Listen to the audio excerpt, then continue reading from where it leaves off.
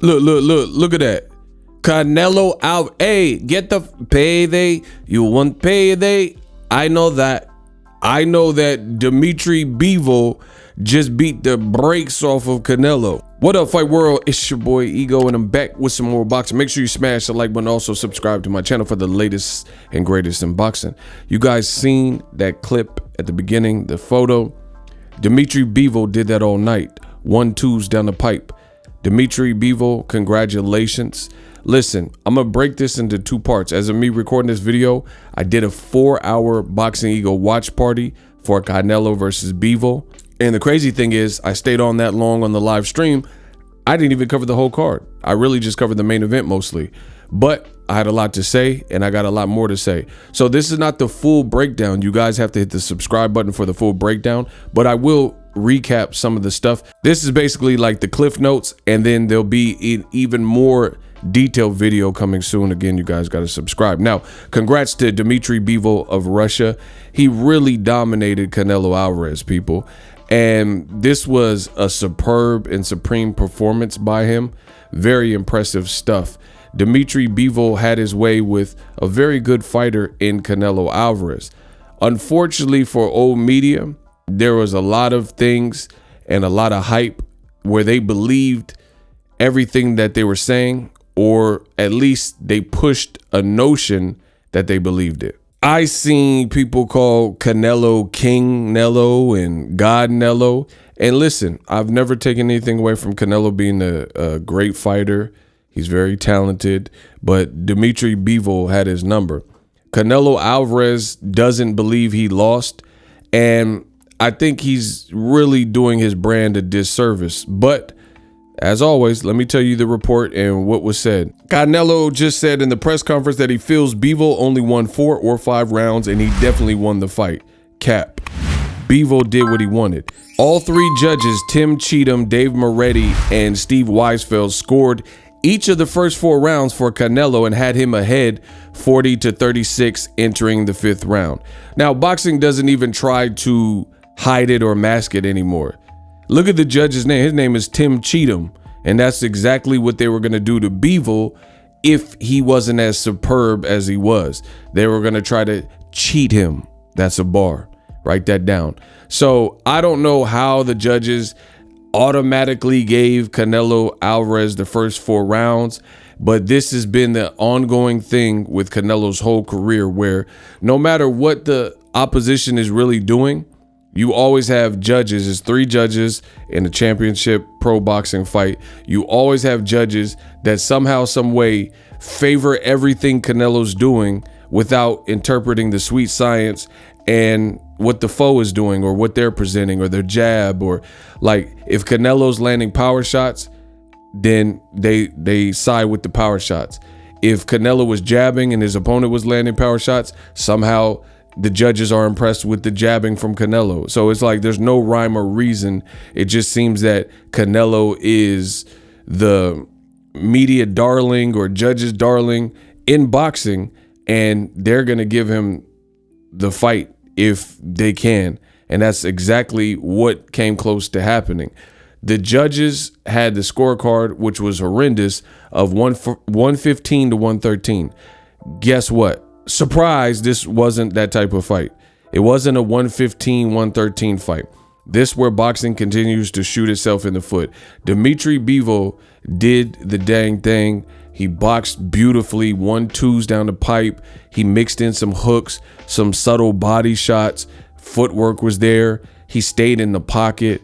Canelo was backing up in spots. Canelo was exasperated. Canelo was out of breath. Dmitry Bivol would do these flurries, and then he would add a harder shot in the combination. Kept Canelo constantly having to think, constantly having to reset, get on his toes, get on his bike, similar to if you look at the first round of James Kirkland. And, you know, it was the Dmitry Bivol show. No way, no how was this really even a close fight. You look at Jake Paul, and even a former gym mate, stablemate, Ryan Garcia, said that it really wasn't a close fight. Like, Canelo lost fairly easy. Only way I see Dmitry Bivol losing is if the judges decide to steal it from him. You can't win just hitting the arms. They aren't scoring blows. End quote. And this, again, is somebody who was friends with Canelo, trained by Eddie Reynoso, and in the gym. Now, full disclosure, I picked Canelo to win by decision. Anybody that listened, I picked him to win.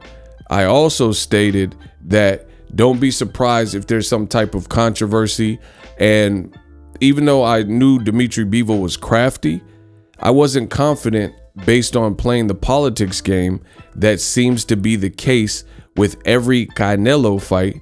And I just figured that in close rounds, they would always shade the fight to Canelo Alvarez. I said, plus hypothetically, if you guys follow me, this is before the fight even took place. If you look at 3:27 p.m., the day of the fight. So this is before the fight took place. I said, plus hypothetically, even if Bivol puts it all together for the night of his life, expect a side of controversy. It is not out of the question, a la Katie Taylor versus Amanda Serrano. Either way, Bivol ain't winning, in my opinion. The judges be on that Adelaide Bird scorecards with Canelo Alvarez, #ego. So even though I picked Canelo Alvarez to win, I told you that I thought he would probably win by hook or crook, right? Where automatically when the rounds were dangerously close, they're just going to give it to Canelo. And Bivol won. The judges actually got it correct. So for that, I was wrong in my fight prediction, but I came pretty close to Ego Stradamus being correct and striking again, just in terms of it shows you, what do you have to do to beat Canelo? If I watched the fight and I gave Bivol a lot of rounds, we'll just say that. I want to rewatch it again before I give you guys an actual number. But some people even had Bivol winning almost a shutout, and yet and still you had 3 judges cheat him who was trying to cheat him, right? And the 3 judges had it super close for Bivol. What I seen was not super close. The first couple rounds, maybe you could give Canelo, first 2-3 rounds. After that, Bivol worked himself into a rhythm and he did not look back. 1-2s, kind of an in and out style.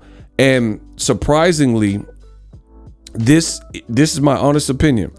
I believe the way Canelo lost was by far probably the worst combinations of things all in one perfect storm for him to lose. What do I mean? What I mean is, one, you fought Dmitry Bivol, and he's not really a big name. If anything, you just helped his star power just grow because he just beat you, right? Similar a la Anthony Joshua losing to Andy Ruiz. A lot of people outside of myself and diehard boxing fans didn't know Andy Ruiz, right? You put him on the map. That's what happened here. 2, you did it on DAZN, an app. A lot of people had problems ordering the fight. People were double charged. So I don't think it sold that many pay-per-view buys, to be frank. 3, you were offered a more lucrative deal, Canelo. You were in a bidding war with PBC and DAZN. DAZN, you decided to go with them. And there were better named fights, bigger event fights, who maybe don't have the Bivol style. Maybe Canelo wouldn't have taken the loss. Maybe he would have taken the loss. We don't know because he didn't fight the 3-fight PBC deal that would have consisted of, or it was 2 fights, either Jamal Charlo first, and then his second fight would be Errol Spence at a catchweight of 164, or David Benavidez. But in my opinion, those would have been bigger fights. They would have sold more. So even if you did lose, like you lost to Bivol playing games, you would have at least made more money, and there would have been bigger events. So you would have that to your name.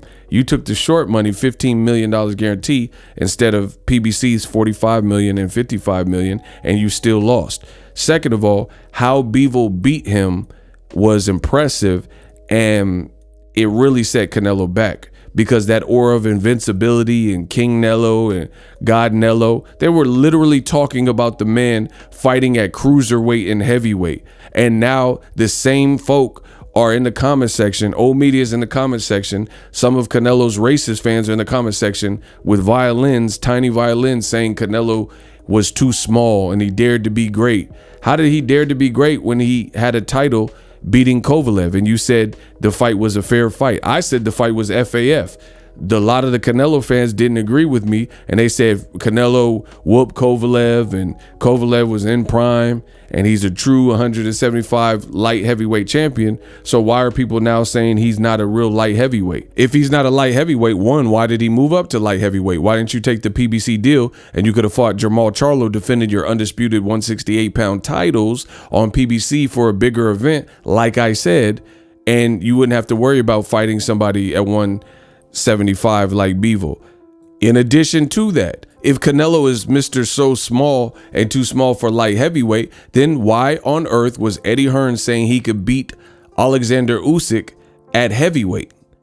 And he was talking about fighting MacBook Air at cruiserweight. So this was literally the worst thing that could happen for DAZN, Eddie Hearn, and Canelo, because they fed you a bunch of lies and narratives about Canelo, and he couldn't live up to it on the given night. And the way Bivol beat him was very impressive. See, this is the thing. For all the people that are saying, oh, but Canelo, he's just way too small at light heavyweight and Bivol was too big. I could understand it. It would have been better if Canelo just got hit with one punch and got knocked out cold, because, hey, it's boxing. That could happen. But when you are already a champion at 175 beating Kovalev and you knocked him out, and then you go to 168 and then you become undisputed, and then you move back up to 175 playing with your weight, I can't believe that.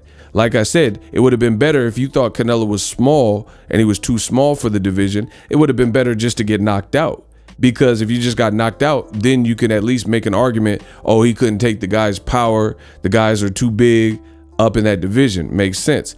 This fight had Canelo out of breath, tired, and out of answers, backpedaling, getting on his bike, getting driven backwards, and it exposed flaws from a Canelo's fight perspective and Eddie Reynoso's training perspective.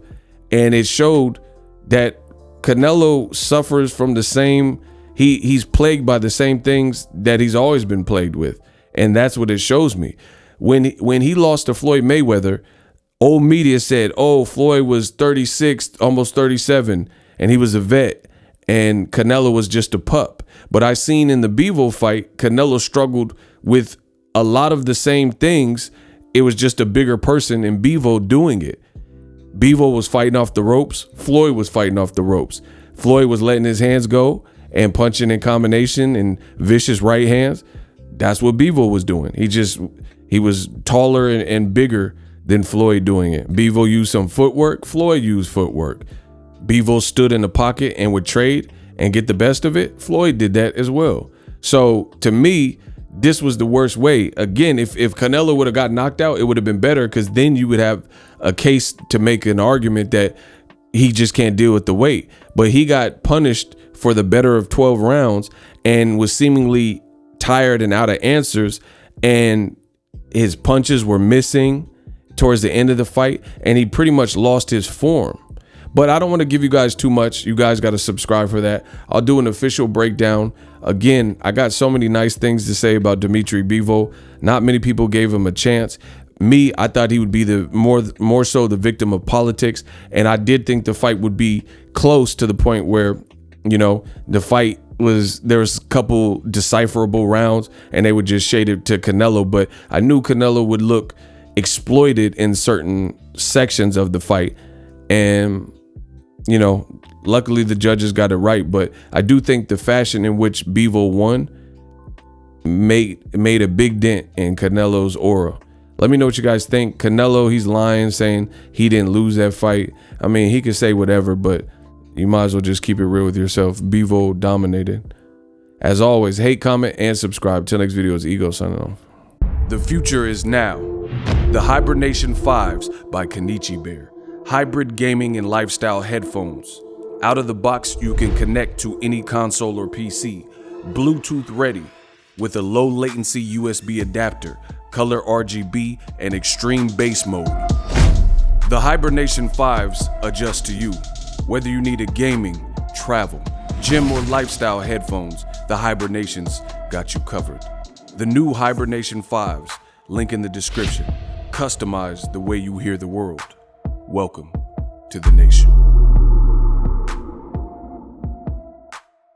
Are you tired of your YouTube videos not getting any views? Well, consider TubeBuddy. I've used TubeBuddy for years to scale up my YouTube channel. Now we're sitting over 200,000 subscribers. TubeBuddy is a browser extension that offers a ton of built-in productivity and time-saving services to take your channel to the next level. Use my link in the description to get started with TubeBuddy and level up your channel faster. We working.